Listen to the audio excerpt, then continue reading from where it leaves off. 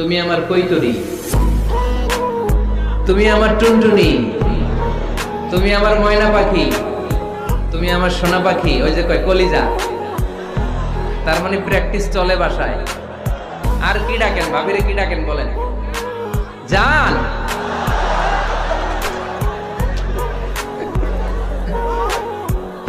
জান ডাকেন।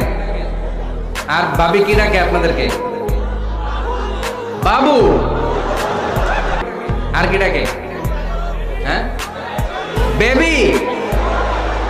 পোলাপান কত দুষ্ট দেখছেন, বেবি ডাকে নাকি? স্বামী স্ত্রীর মধ্যে এই সোহাগপূর্ণ, এই ভালোবাসাপূর্ণ এই ডাকাডাকিতে কোনো গুনাহ নাই। সব সময় আল্লাহর কাছে এই দোয়াটা যেন আমরা করি, আল্লাহ কিয়ামতের দিন তুমি আমার হিসাব নিও না,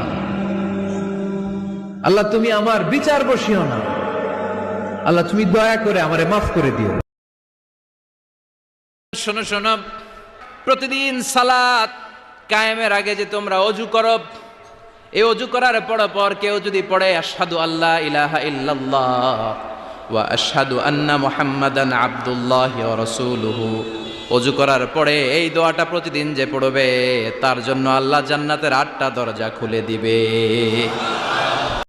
ক্ষমতার অহংকার দেখাবি না, টাকা পয়সার গরম দেখাবি না। 2 দিনের টাকার মালিক হয়ে ওর পা জমিনে লাগে না, এরকম টাকা আছে না? নাই।